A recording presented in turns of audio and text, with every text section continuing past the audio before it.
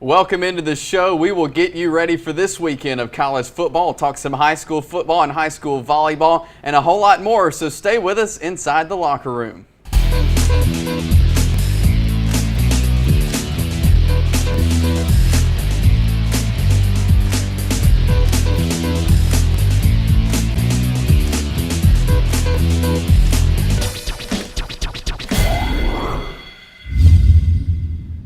Welcome inside the locker room with Gerhard Mathangani. I'm Chase Robinson. Great show for you today. We'll start like always with college football. And Gerhard, last week on this show, you said Alabama had the potential to run all over Tennessee, and they did so. A big 49-10 win for the Crimson Tide. Yeah, one of the things that really hurt Tennessee was the fact they had a bunch of defensive starters missing in the game. And you pair that with the fact that Alabama, I think right now, is starting to find their groove offensively behind Jalen Hurts. And one of the things that he does bring is that running component, and defenses now have to really game plan for his arm and his legs. And that's just so hard for a defense that was already hurting in the first place. But I'll tell you what, Alabama just is more and more surprising, not just with their offense, but with their defense. This might be the most complete team through 7 games that Nick Saban has had in his 10 years there. A huge game this week against Texas A&M. It's at Bryant-Denny Stadium. We saw a good game with Texas A&M and Tennessee. Gauging off that, how do you see the Crimson Tide doing this week? I think that this will be one of the toughest games in this stretch. You posed a question 2 weeks ago on this show about which would be the toughest game of the 3 games they've played against ranked teams, and this is the game that I pointed to. I thought it'd be Texas A&M. Didn't really see the injuries coming to Tennessee, but with the Texas A&M game, the thing that I saw was they play balance on offense with a good quarterback that can run it and throw it. And I think that Alabama hasn't seen a Texas A&M team like this since Johnny Manziel was there. And I think that Trevor Knight is actually better than Johnny Manziel as far as overall quarterback. Manziel made bigger plays, more dynamic plays.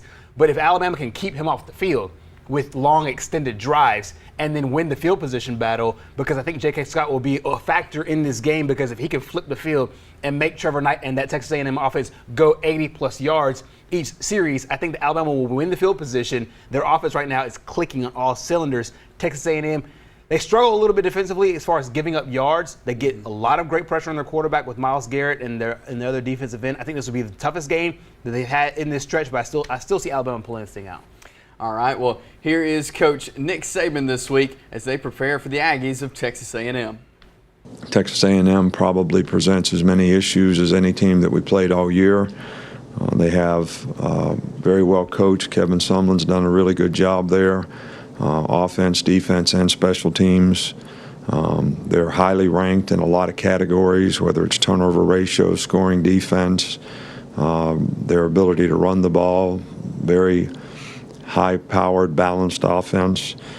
Trevor Knight has done a really good job at quarterback for them, implementing their offense. Trayvon Williams, who is a freshman, has been a very dynamic running back, probably the best we've seen all year.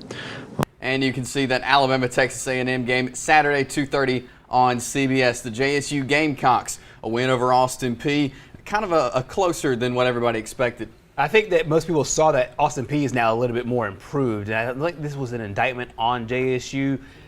Austin Peay came into this game winless on the year, but JSU will get the best shot of every team they play. And fans and people outside have had to realize that JSU right now is sitting where everybody wants to be, number 2 in the country. And I think we've now gotten to the point where JSU will have to look over their shoulder just a little bit, because every team in this league will want to beat them. They're the target on every team in this league. But at the same time, we saw teams like North Dakota State fall. We saw Chattanooga fall. And so we'll see, I think, a renewed sense of focus with this JSU team, with some of those upper echelon teams in the FCS missing. With those teams losing this week, what does that say about JSU? Is that going to help them in the long run? I think so. I think that I don't want to call anything a foregone conclusion, but I think they're doing a great job as far as play in this league. They'll play their first road game at Eastern Kentucky this week. It's a game that I think they should win. In the past, EKU's been really good, but EKU's a little bit shaky this year, coming in with a couple of losses.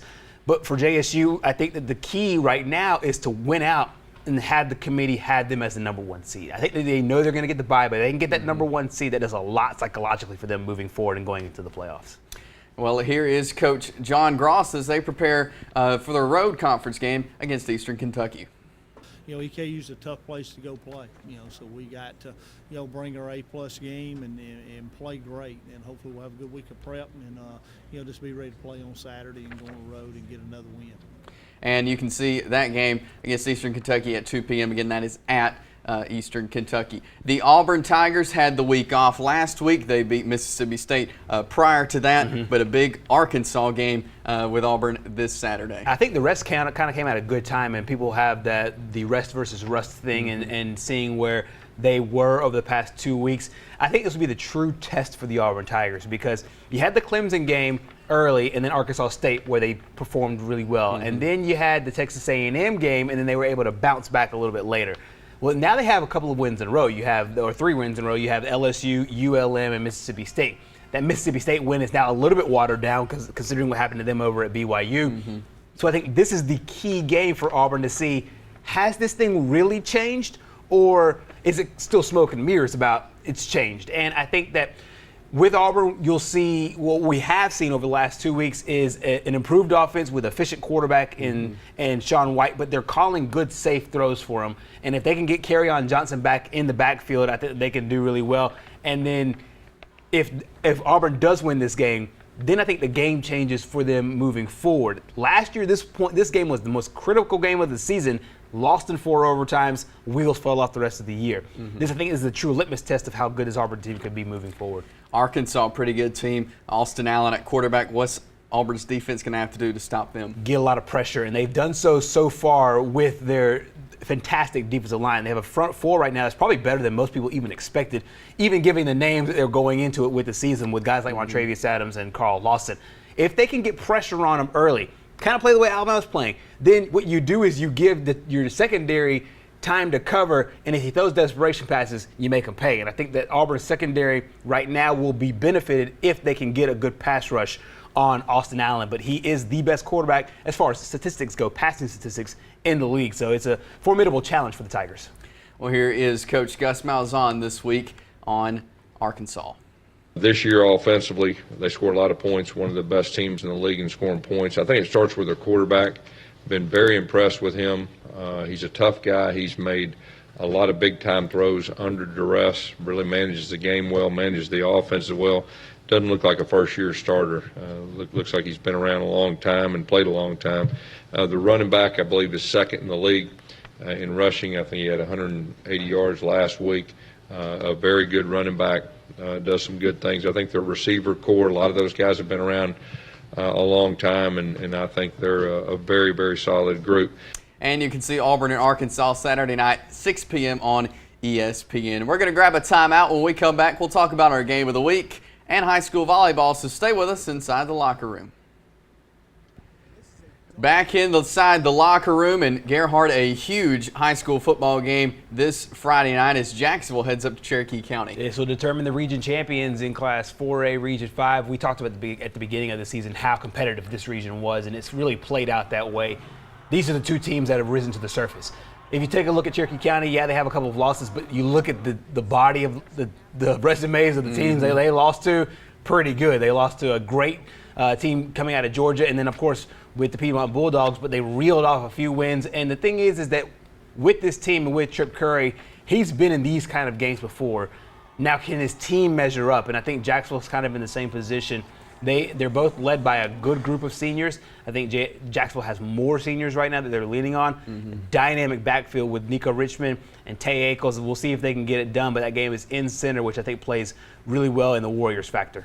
Well, you'll see highlights of that and all the reaction coming up on the Pigskin Roundup Friday night at 10:30. Staying with high school football, the Alabama Sports Writers Association has released their polls for this week. So let's take a look, starting with Class 6A. There you see Hillcrest Tuscaloosa in the number 1 spot, and there you see moved up to number 2, the Oxford Yellow Jackets. The number 5 team, Blunt, drops a couple of spots after a big loss, and so Oxford keeps moving on up. And this is one of the things about Class 6A that and people want to talk about Oxford. I had a conversation with a guy not too long ago talking about is Oxford really the number 2 team in the state? Are they really that good? And it's like you can't get a true litmus test of this team within their region because none of their region opponents are all that good, and not any disrespect to any of them.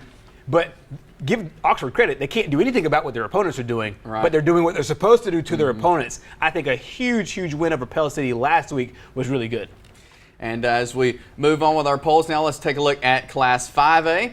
And there you see Scottsboro at number 1 and Etowah there at number 2. Those are 2 region teams there. And it's kind of fitting that these 2 teams will match up for a region championship. It shows how strong this Class 5A Region 7 is. I think with Etowah, they're clicking right now really on all cylinders. And Scottsboro, I think statistically one of the best teams in the state of Alabama, 1A to 7A. And of course you have Bo Nix and Patrick Nix with Scottsboro. The Nix family, obviously huge in Attala and in Etowah. I am so excited to see how that one shakes out. And there you see Clay Central there at number 6. They've got a Thursday night game versus Talladega this week, and they've been rolling the season. Yeah, they're one of the quiet teams coming out of Class 5A. We'll see how far they can move up. They got some huge wins early. Had a couple of falter spots, but I think that right now they're playing some of the best ball they've played all year long. Let's take a look now at Class 4A. Andalusia there at number 1. The Jacksonville Golden Eagles there at 5. Yeah, and I think Jacksonville is another one of those teams, kind of like Central Clay, where they're just now making their presence known across the state of Alabama. And just like with Oxford, you have teams that are ahead of them that we know will be there towards the end. Of course, Haleyville and Andalusia and Rogers and UMS Wright. Those are teams that we've seen go deep into the playoffs. If Jacksonville wants to prove that they are in that realm, you got to get a huge win on the road at Center this week. And let's move down now to Class 3A. Of course, the Piedmont Bulldogs in number 1. And Ohatchee bumped down to number 9 after that loss, that 10-point loss to Piedmont last week. Different week, same story. The Piedmont Bulldogs kind of staying true to form with their number 1 ranking. But it shows you just how much the sports writers value what Ohatchee did. I think they were number 7 last week, and number 6 and number 7, somewhere in there. Didn't drop them out of the top 10. Knowing that they went toe-to-toe with the defending state champions, that was a 3-point game in the second half. And to be able to come out and not necessarily get embarrassed by, and like a team like Leeds didn't necessarily get embarrassed, but Leeds did not play Piedmont the exact same way Piedmont or Ohatchee played Piedmont. So a lot of respect there to the Indians after that gritty loss last week to Piedmont. And let's take a look now at Class 1A. Maplesville, of course, still at number 1. And Spring Garden there at 3. Cedar Bluff at 7. And there you see Wadley at 6. Yeah, once again, we just keep talking about the 2 teams that will battle for region championships and just how strong they are. I really think that the momentum of the Spring Garden Cedar Bluff game has tilted. And I think that we're right now seeing Spring Garden right now on an absolute roll. And if they can keep this up, they'll be exactly where Cedar Bluff was 365 days ago, and that's playing for a spot in Birmingham. Well, a lot of good football here in East Alabama. And also another sport going on, it kind of gets overshadowed by football, with this high school volleyball. Area tournaments wrapping up this week, and super regionals later this week. And we've got a lot of local teams playing in Huntsville for super regionals. Yeah, this is really exciting to see this many teams in contention late in the year. I think it's 10 Calhoun County teams that are going into the super regional. Donahoe, of course, a team that has always been in the running and in the finals and winning state championships for a long time. And you see teams that we haven't seen, like Weaver for a while, Pleasant Valley. You've talked about them over the last few weeks, and Sachs as well. I think that what we're getting right now out of high school volleyball has been outstanding.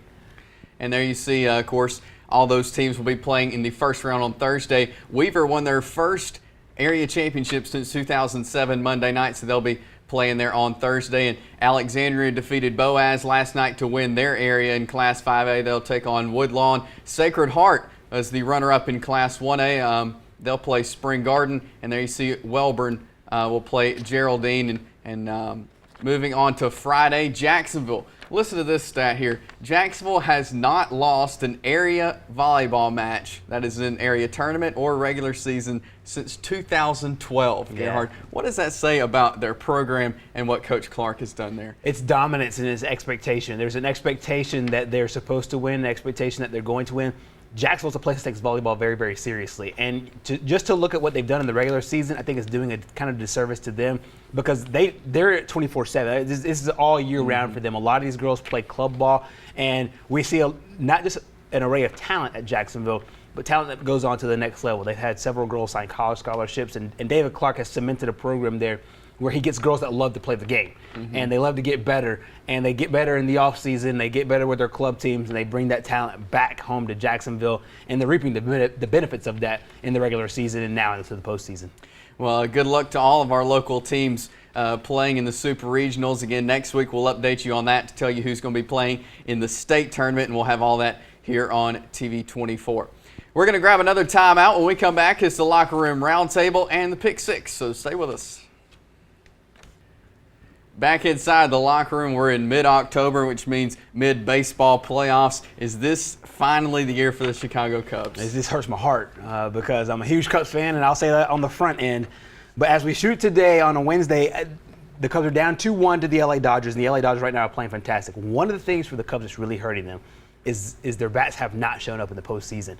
They were 18 scoreless innings going into Game 4 of the series. Now the series has moved back to LA. They have to fix their offensive problems.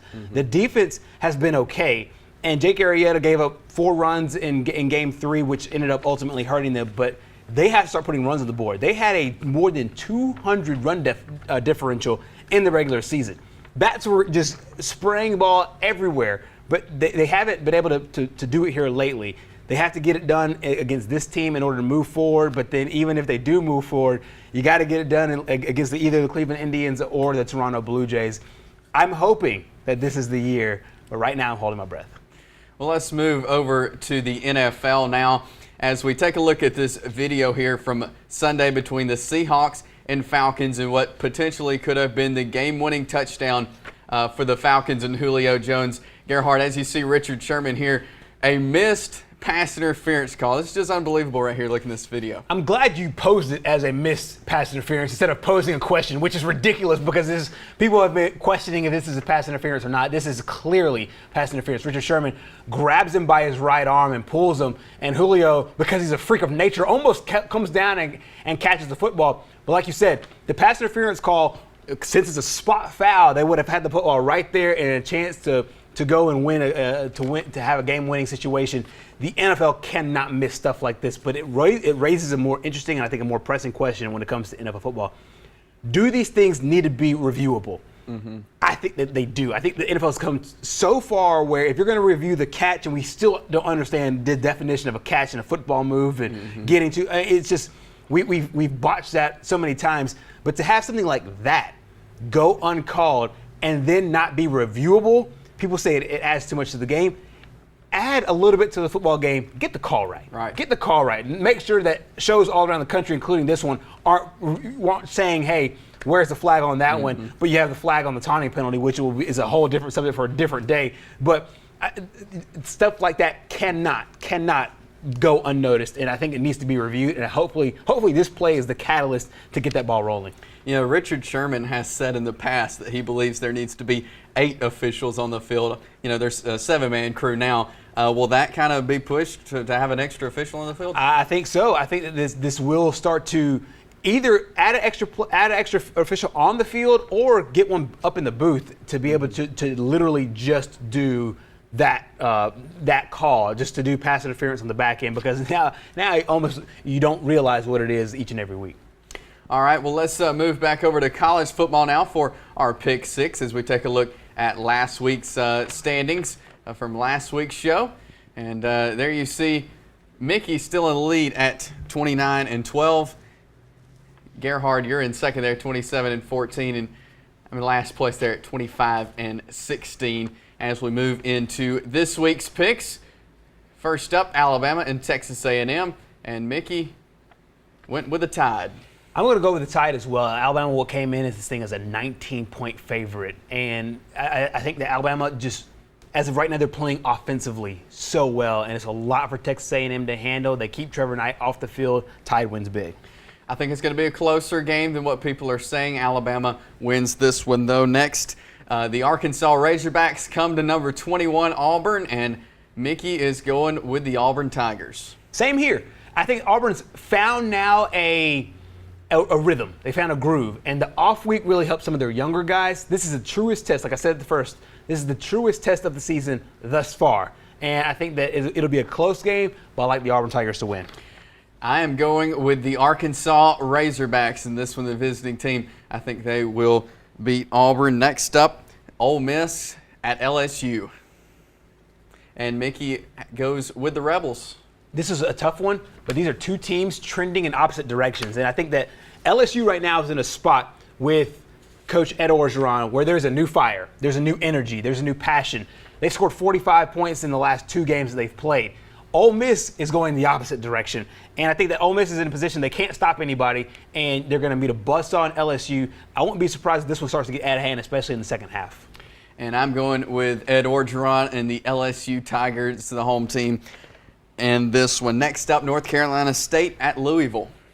And Mickey has gone with the Cardinals. Yeah, same here. I think that North Carolina State scared the you-know-what out of everybody.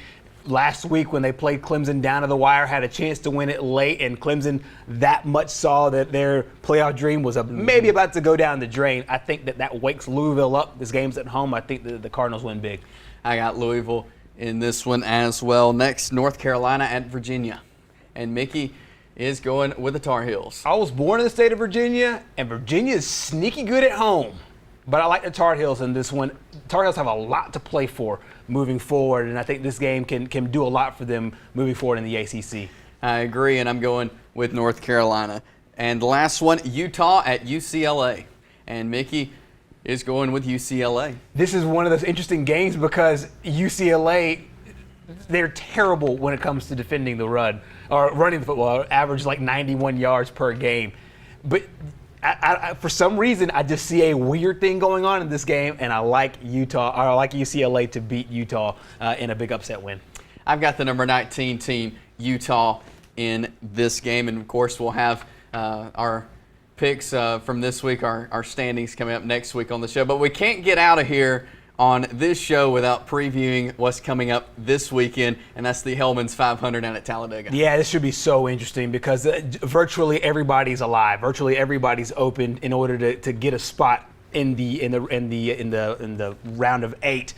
This is the last year that Talladega will be that last race, going from 12 to 8. And so this is that last year where the excitement is really big. Jimmy Johnson and Kevin Harvick have already stapled a spot into the round of 8. All the other 6 spots are now open for the 10 other drivers that have a chance in this thing. So this thing becomes huge. You look for guys like Brad Keselowski to do well. You look for guys like Kyle Busch to do well at this race. And I think it'll be interesting going down to the end, and we'll see how it all goes. And, of course, Tony Stewart, his last race at the Tri-Oval as well. I know Dale Jr. will not be racing in this one, and he's really the track favorite. Yeah, he is the track favorite. He said a couple of weeks ago that he will be at the track, and so a lot of fans will get to see him, not in the capacity that they want to see him, of course. They want to see him behind the number 88 car and racing for a chance to get another win at Talladega. He's one of the most winningest drivers there. But I'm glad that they'll be able to get to see him, and Dale Jr. is doing well enough. He won't race the rest of the year, but he's doing well enough to where he can still get out to the track, visit his fans, because he is the most popular driver in NASCAR. Well, we'll have coverage all race weekend long. I'll be out there Friday. We'll have the sports from the Talladega Superspeedway Friday night, so join us for all that, and we'll have a recap coming up on Monday. Thanks so much for joining us inside the locker room. Hope you have a great weekend. We'll see you next week here on the show.